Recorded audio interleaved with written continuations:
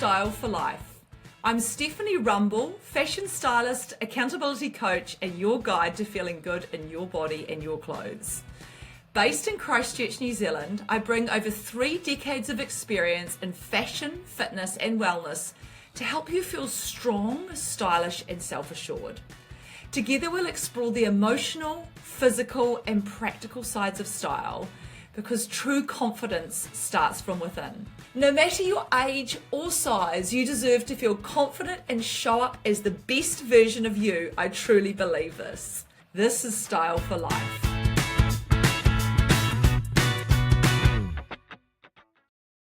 Hi everyone, and welcome along to the podcast. I'm very excited to have another very special guest on my podcast today, the lovely Rachel Scrivin. So I've known Rachel for a really, really long time, haven't I, Rach? So welcome to the podcast.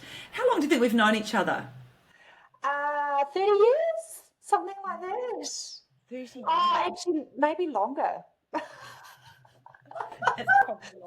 I think, because we met when we were at university and I was 17.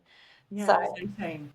yeah, Wow, yeah, so, and we won't disclose our ages now, will we? I can do the math. So tell us a little bit, Rach, about who you are now, what you do, and what your journey has been. So I've got quite a long career that I've had in dietetics, and it's kind of evolved, I think, as I've evolved as a person. So depending on situations, I've kind of developed and grown with that. So I've had a lot of varied roles as a dietitian. So my training started in Dunedin, where I thought I was going to be a physio, and ended up getting on the wait list, which was kind of a little disappointing. I'd had all my things lined up to get into physio and I was on the wait list. And in the meantime, I'd got into phys ed school. And I think when I look back, it was actually a really good thing that happened. So I got into phys ed school, and then halfway through my phys ed degree, which at that time is a 4-year degree, I was a bit like, oh, I don't know if I want to teach kids. That's going to be really challenging. And so I picked up a nutrition degree because I could see that I could actually get into dietetics if I did a consumer and applied science degree. And I could see that the PE degree would still be really beneficial for a sports nutrition sort of career, if you like. And it was quite new then. So we're talking like 30 years ago. So that was quite a novel area and exciting area to go into. So I continued studying and then got into the postgrad diploma of dietetics at the time. That's since become a master's in dietetics. And at the time when I was doing it, I wished it was anyway. It was only another 6 months more to have done a slightly more detailed thesis to have actually got a master's. But at that time, it was a postgrad. So that was 6.5 years of studying, and I needed a break after that. So my husband and I, we went to the UK, where I actually worked as a dietitian in a few really interesting roles, but probably my most fun was at UCLH, which is a big teaching hospital in London, where we stayed for quite a few years, probably about 5.5 years in London, and then came back to New Zealand, had babies, and then again, another sort of opportunity came along where we had the opportunity to go to the UAE, so United Arab Emirates, where I was lucky enough to get a job as the head of nutrition for Presidential Guard. So I was in that role for nearly 6 years, managing local Emirati and a few expat dietitians in 8 different military bases around the UAE. So it involved... Yeah, it was a really amazing job, an amazing opportunity, and my kids had a great 6 years in international schools, and the UAE is really close to a lot of places to travel, so we did a lot of travel to Europe, Sri Lanka, Thailand, so lots of really cool things that we managed to do as a family. And then the last 6 years have been really interesting. I have done further study. So while I was over there, I did a master's in science, as you do while you're working full-time, and then came back home and had already gone into the process of starting a PhD before we came back home after the UAE. And so for the last 6 years, I've actually been doing part-time a PhD, which I have just finished. Yay! Yay! Yeah, there's a big yay moment. Yeah, definitely. Yeah, and tell us a bit about like the PhD, because obviously I was involved a little bit, just a tiny wee bit. Yes, this was one of my participants in one of my research studies. So I did quite a complex PhD. I first of all decided if I was going to do a PhD, it would all be about the supervisor. So I was really fortunate to have a fantastic supervisor in Australia who agreed to be my supervisor. And he, because of our interest in what we were doing, which is looking at exercise-associated gastrointestinal symptoms with endurance athletes, particularly FODMAPs, we did bring in a consultant supervisor from Monash University, Professor Ricardo Costa, and him and Gary Slater were pivotal in, making this journey become what it became. So I was lucky enough to get a scholarship as well through the University of Sunshine Coast. So that did enable me to be able to drop my hours. I'll talk about that in a minute. So when I say dropping hours, so I actually did this part-time and got a small stipend to actually complete my studies. So I had a paid PhD, if you like. So you couldn't live on it. So I did have to do work, hustle, and was doing a little bit of sports nutrition in the background, along with, which I'm still working today for Toyo Hormone. So working as a tutor for them. So I work 4 days a week for them now, just slowly picked up a few more hours as my PhD commitments tailed down. I picked up a few more hours. So the PhD is, looking at low FODMAPs as a dietary prescription for exercise-associated gastrointestinal symptoms. And there were 6 quite major studies that I did on that journey, from a questionnaire, so developing and validating a questionnaire, all the way through to doing a randomized double-blind controlled trial where we really looked at a very detailed dietary prescription for athletes going into a 3-hour endurance run. And then that was an amazing experience. That was all conducted at Monash University. And I had to learn how to take blood. So that was really interesting. I'm not great at taking blood, I have to say. And then the processing of that blood. So that was really incredible skill set that I picked up during that journey to get really sciencey, if you like. And I'm still got a little bit of postdoc stuff going on with the fecal samples that we collected. And that'll be postdoc work that I'll complete sort of this year. And Steph was part of a case series where I took that very lab-based research into a practical setting. So we followed that up to see if it was translational with athletes using this dietary prescription. Yeah, so that brings us to date, really. Yeah, and so like I was sharing this morning, I taught a fitness class this morning, I was sharing, I was interviewing you today, and you were looking at the impact, I know it was endurance athletes on their gastrointestinal systems. So, you've just completed this very, very detailed, very complex PhD, and as I understand, been nominated for an award? Yes, both examiners have nominated me for a Dean's Award for most outstanding thesis. So that's that's great. It's a great accolade. It'll look okay on the CV, I suppose. That's amazing. We're very self-depreciating as New Zealanders, but as a very big commitment. And alongside the fact that you have done this PhD, and doing a PhD on its own is a huge, huge toll. You've also raised, you've got 3 sons, and and are bringing home the bacon, so to speak, being the breadwinner to a degree too. So it's been a challenging journey, hasn't it, in that way? Yeah. And I guess when I think about looking at photos, I think it's the thing, right? So you see how small my boys were and how big they are now, and you think, wow, that's been quite a big part of their life too. Yes. And I think what it's really highlighted for them is just that, you can study at any age. That's not a barrier.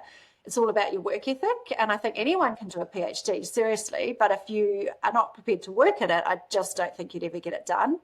And a lot of it's about working after hours, putting in the extra hours, the extra effort to get that done.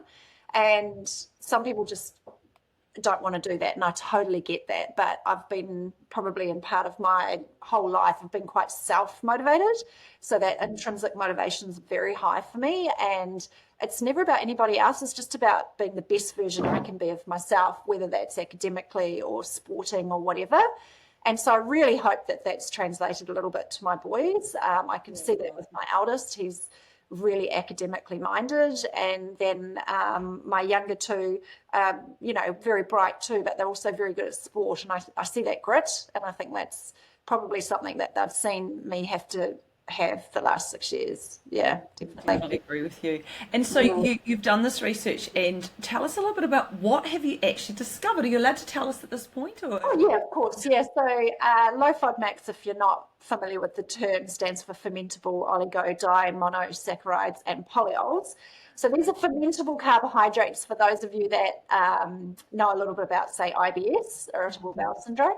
So there are carbohydrates that ferment, and most food does ferment to some degree in your gut, but there's some carbohydrates that make a little bit more gas, and for some individuals cause a little bit more pain, visceral pain in the gut, become hypersensitive almost, or they can cause quite debilitating symptoms like bloating, diarrhea, which isn't great, or a change in bowel habit. So for athletes, we thought what we did know actually is that athletes are already trying some of these dietary strategies, because a lot of endurance athletes, when they run, get what we call runner's gut or runner's diarrhea.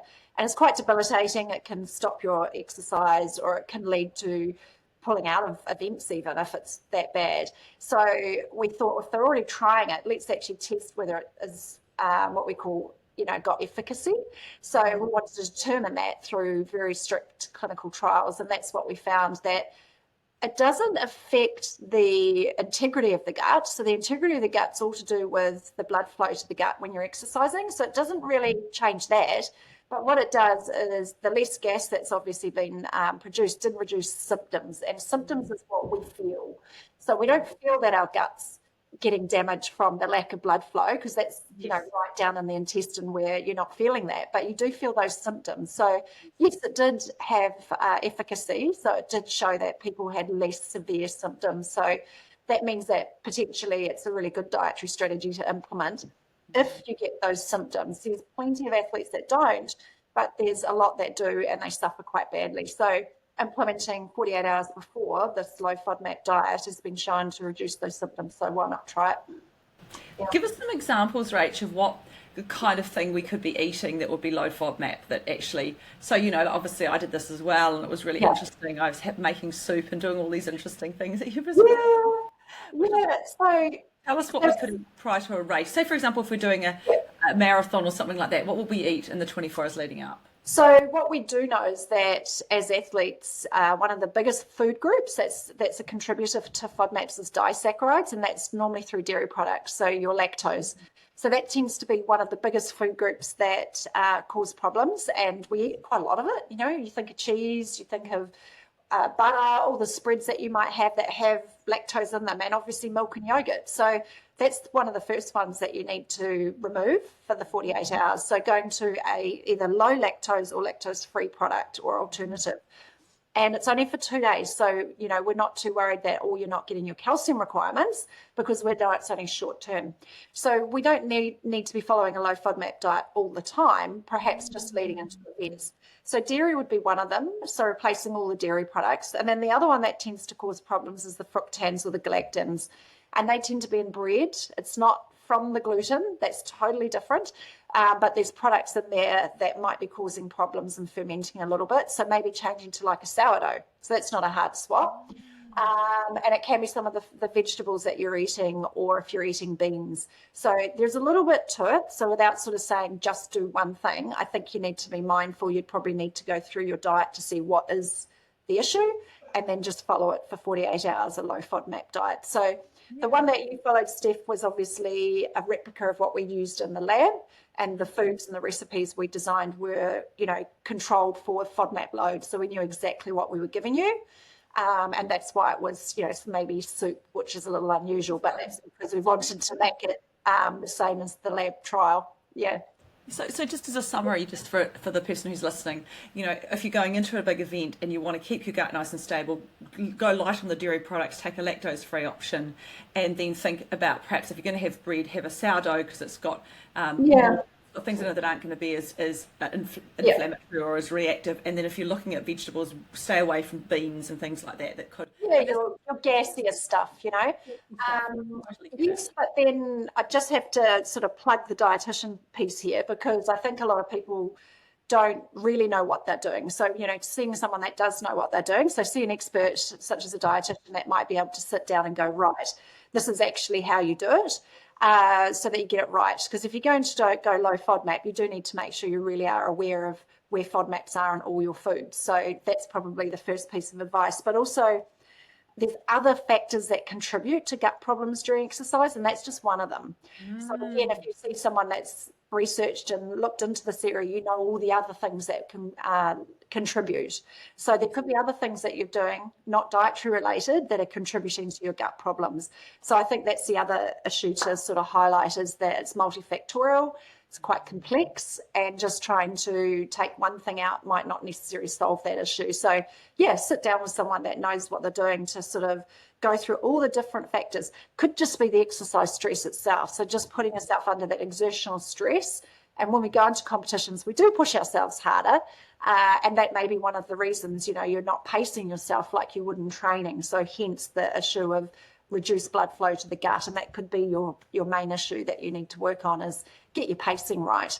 And in the study that you participated in, Steph, there are a couple of ultra runners, the ones that do the sort of 24-hour races, and one of them did a really good race. It was the same race that they did, the Tarawera Ultra, and another had an awful race, and that was because he paced wrong. So we got the diet right, but then he paced wrong and he still got gut problems. So I guess it's trying to work with the athlete to get through that, to try and find the best strategies for them as an athlete as well.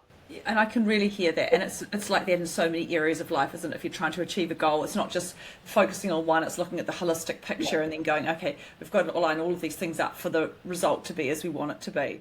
Yeah, so to get the best result, right? Yeah.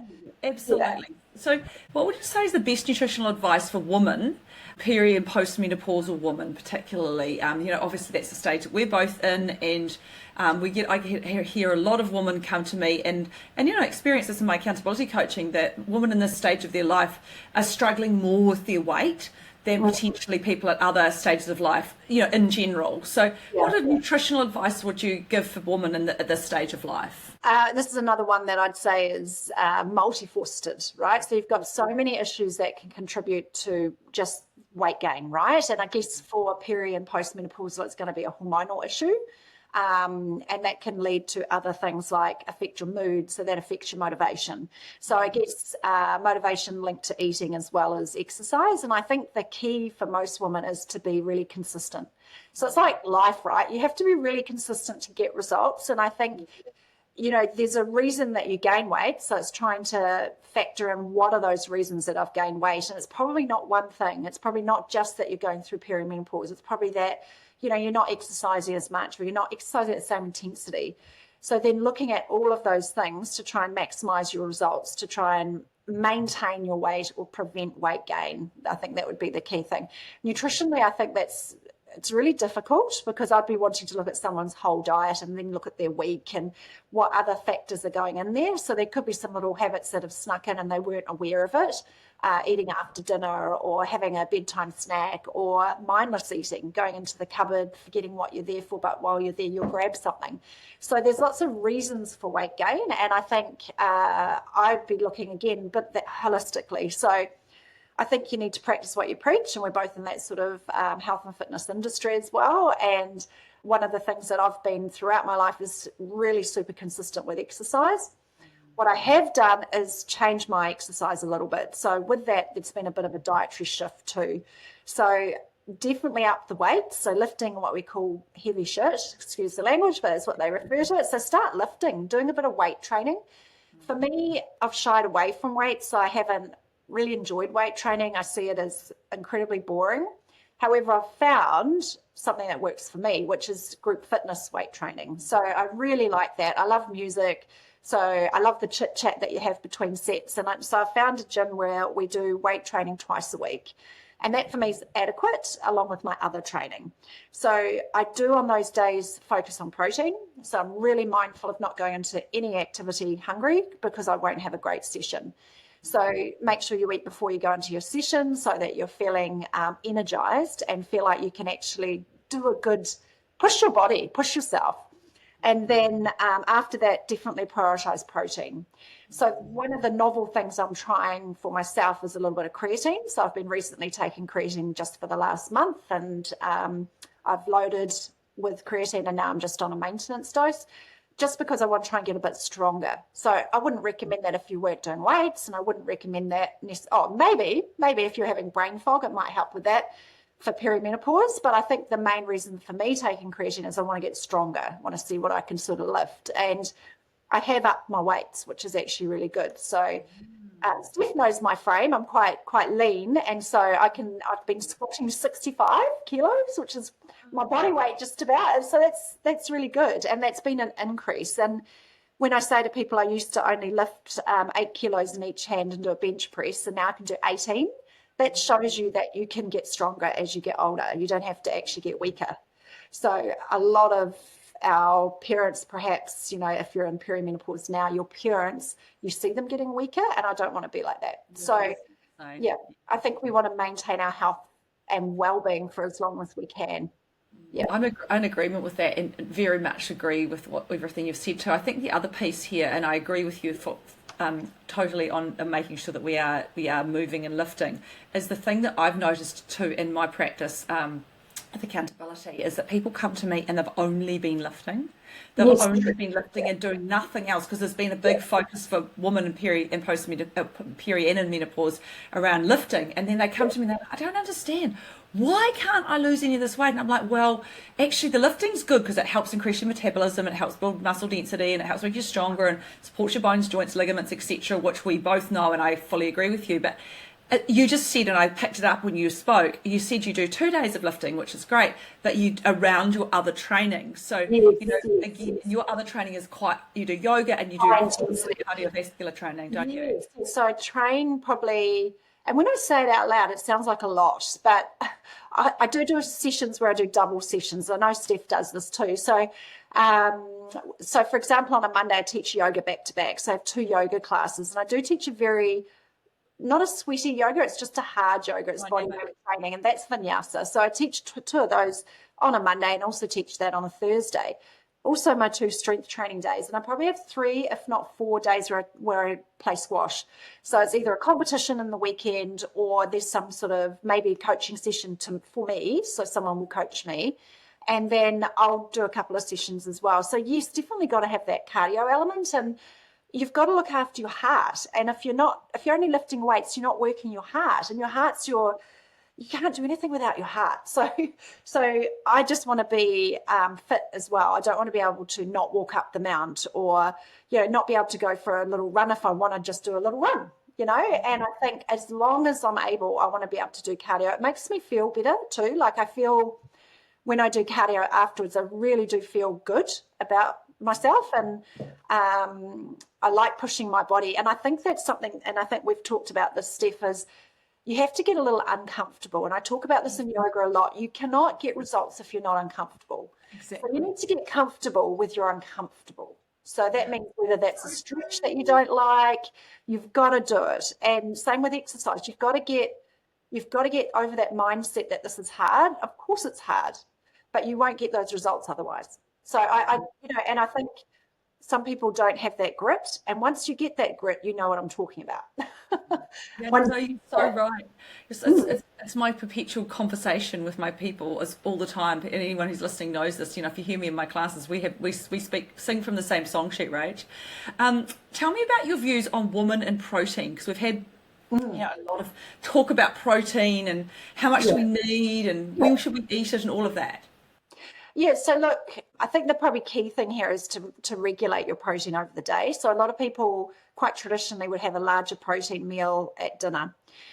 We need to change that mindset. That's quite old-fashioned. So having what we call hit of protein a day really doesn't maximize your growth of muscle mass or support your muscle mass to the same degree. So if you want to maintain your muscle, sure, have one, big meal of protein a day. But if you want to try and get stronger, maybe increase the endurance capacity of that muscle, then start spreading it out over the day. Be mindful of protein at breakfast, lunch, and dinner as a minimum. And if you're hungry, then why not have something that's got a bit of protein? It makes you feel a little fuller. It'll stop you reaching for sugary stuff that you think you need. You don't. So I would definitely spread my protein out, and I am mindful of that. The days I miss protein, when I'm running around and really flat out, and I've just had, say, a quick few bits of toast, and when I say a few, like 3, for lunch, I'm starving. I'm starving all day and I don't have a great session at night. So I'm better to stop and make some time to even just scramble some eggs and put them in the microwave and have those with that toast. It'll just make me feel fuller for longer rather than sort of grazing or snacking in the afternoon, which is a really bad habit and not a great way to eat. So spread that protein out. This really novel thing happens when you have regular amounts of protein is that you have a little resynthesis of muscle fibers. You have what we call muscle protein synthesis, MPS, and that occurs every time you eat protein. So it's like the natural effect from food. So you're going to have that through the day. And the other thing is you get muscle protein synthesis when you weight train. So when you weight train, you have this natural increase as well. So hence why we've always sort of advocated protein after weight training, because you've got this natural increase in muscle building. So maximize it by eating protein to grow and repair quickly. And I think just to clarify on that, and that's great advice, thanks Rach, is you're not going to grow huge bodybuilder muscles by eating more protein, because there's been this sort of funny mindset in the past that, oh, we're eating lots of protein to get big muscles. And when Rachel's talking about growing muscle, she's talking about increasing muscle density and making the muscle more efficient, more metabolically efficient, as opposed to just getting big muscles, because that's a totally different story, isn't it? Well, you'd have to be lifting some serious weights to grow muscle like that, right? And, if that's your goal, then yes, but you have to maximize that training. It wouldn't be a couple of sessions of weightlifting a week. It would be 5 days a week, and you'd be really focusing on muscle strength through lifting heavy weights or, 1 RMs. There's totally different mindsets. So when I talk about weights, I'm trying to get to fatigue with my muscles, but over several sets. Yeah, multiple weeks. Yeah. So everyone understands that, because I think there's been this little historic fear of growing muscle. But don't you love muscle? I love it when I see a really strong looking woman. I think it's great.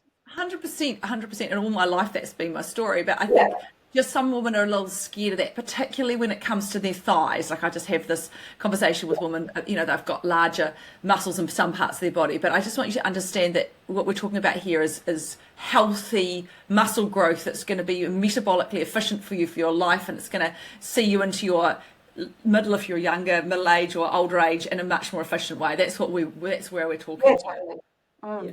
Now, you've got 3 young men living in your house and a husband. How do you balance your nutritional needs with theirs when they're quite different often from what we need as sort of perimenopausal women?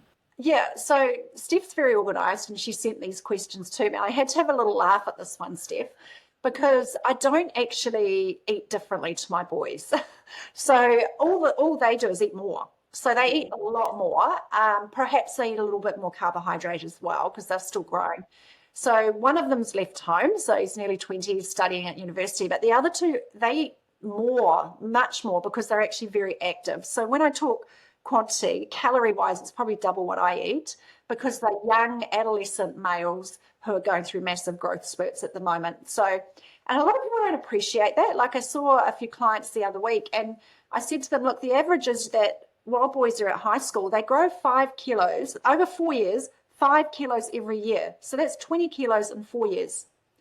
And that's normal. That is a normal growth, and they grow about 20 centimeters. So when we talk about boys having this massive growth spurt, that's what we're talking about. So one of my boys has done nearly 40 centimeters in growth. It's massive. And he's gained, 35 kilos. So we're talking a big frame. He's 6'6" and he's 15. So he's a big boy. And that's because he's eating really well and he's training really well. So he's actually, I know he's getting that right. There's days when he doesn't, and you can see that in the mood and the energy, and I think that's good learning for him as well. It teaches resilience when you get it wrong, actually, how to get through that. So yes and no. I eat the same, but they eat more. And so really the summary is that they eat the increased calories to deal with their rapid growth, and perhaps a bit more carbohydrate at times as well. So just more nutritional needs. So, but I think, I'd probably also add they eat a lot more sugar than I do. So I'm not a sweetie, so I've never been a sweet tooth. And that's, I like other foods like chippies and crackers and things, but they like sweet stuff and I just don't gravitate to that. So I'm being honest, a lot of their calories would come from stuff that I wouldn't eat anyway. So yes, in that sense, their diet's different.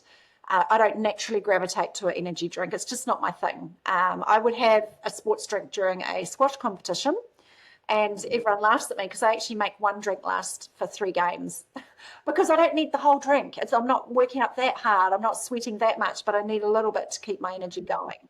So they would drink a drink every game of volleyball, So there's those differences. But again, I do know they're burning off so much energy, so I have no problem with it. Where I'd have a problem is if they weren't exercising and they were eating like that.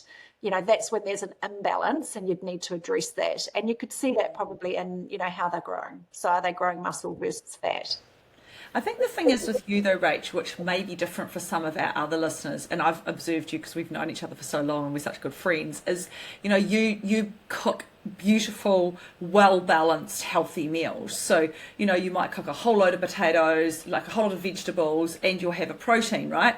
Now, yeah. I think if teenagers had a choice, and maybe your boys aren't like this, they might just want to eat the potatoes and the protein, right? Yeah. So you're presenting for their whole life, and I did exactly this too. My kids didn't get a choice; they just got all three. They got lots of vegetables, lots of protein, lots of carbs, right? Yes, and then they could choose. So what we would do is we might have a few carbs, few vegetables, and some protein, right? Whereas they might have lots of these two, and perhaps not as many in the middle, but they're getting it.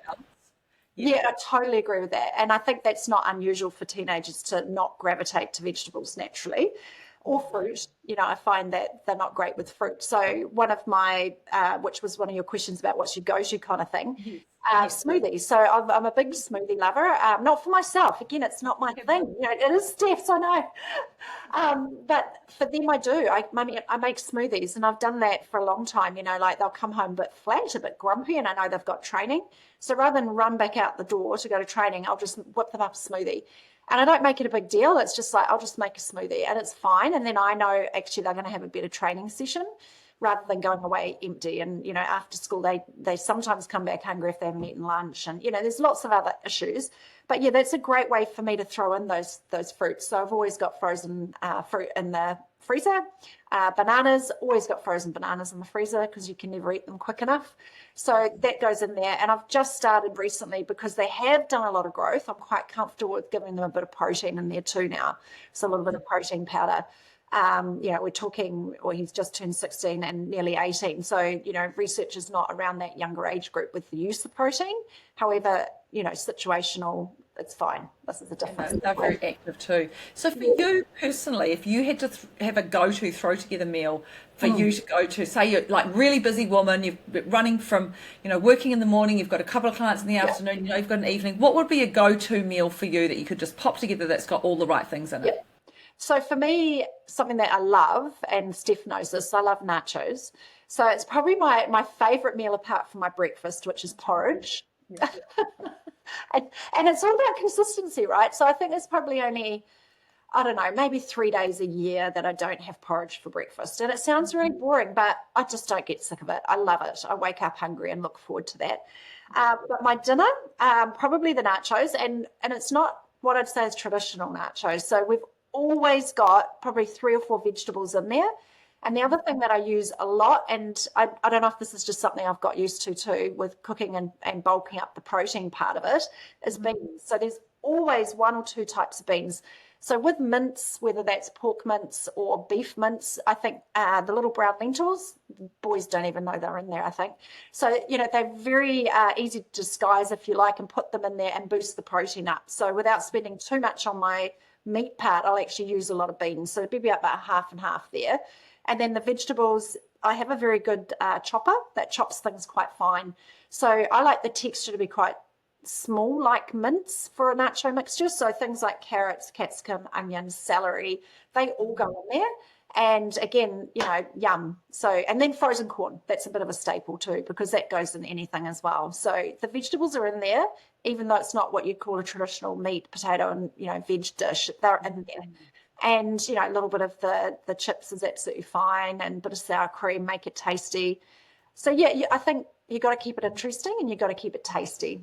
Yeah, I 100% agree and know that the same sort of thing is, and it makes me think, oh, yum, I must actually have nachos again. I haven't had them. Yeah, I know. Yeah.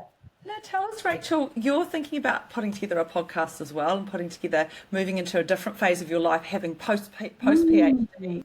Like now you're going, okay, what's next for Rachel? So what are you thinking is next for you? It's a big question, I know.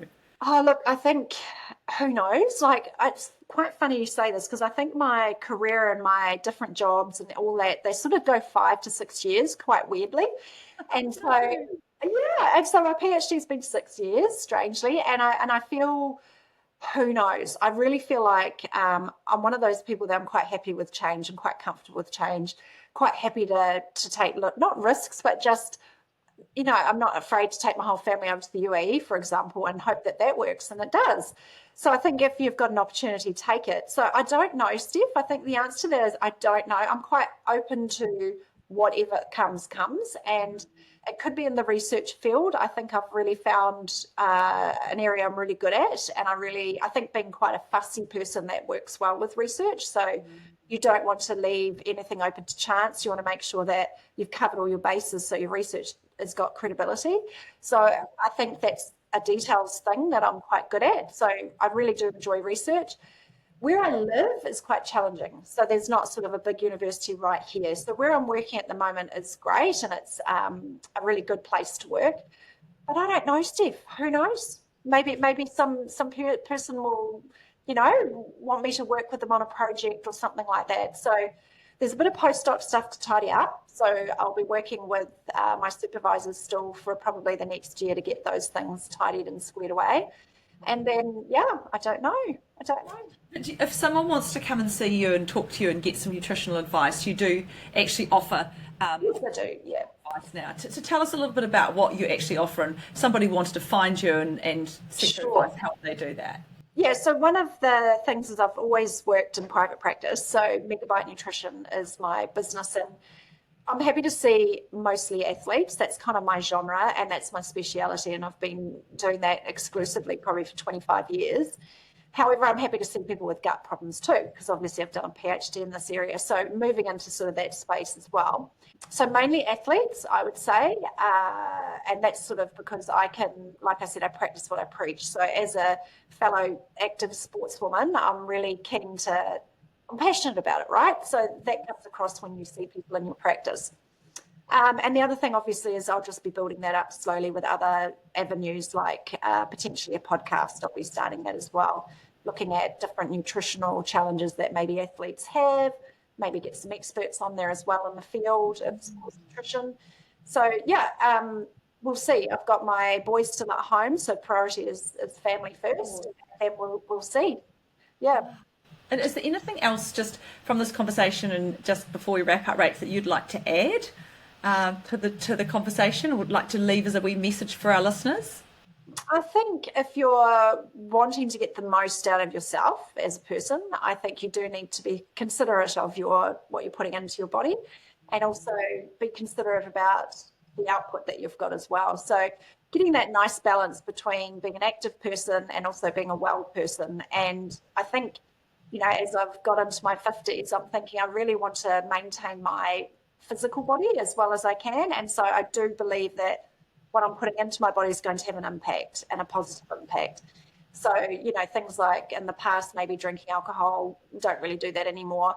Doesn't agree with me so much. So, those sort of things go by the side. But then I'm really more mindful of having fish oils, for example, for my joints, or keeping that fiber in my gut, because we've got a family history of bowel cancer. So, just thinking, I want to be here and be healthy when I'm 80 and 85 and 90. I don't want to be because I haven't looked after myself, if that makes sense. So look after yourself is what I'd say. Put good food in and exercise most days.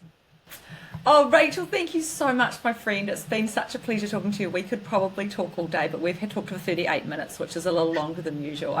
All my interviews this week have been a bit longer because the lovely people I've spoken to have been so inspiring. So you've always been such an inspiration in my life, and I really appreciate you taking the time today to speak with us. And thank you very, very much. And we look forward to seeing what's next for Rach. I'll put a link to her website, Megabyte Nutrition, in the show notes, so you can click on that if you do want some sports nutrition advice, athletes want some advice, or if you do have some gut issues, she's your go-to dietitian. So ki kaha, everybody, and thank you very much, Rachel. Thank you. Thank you for listening to the Style for Life podcast. Don't forget, you deserve to feel fabulous at every age, every stage, and at every size. If you're loving the show, hit subscribe and leave a review. It helps more amazing people like you find their way back to life through style. Thanks again. Until next time.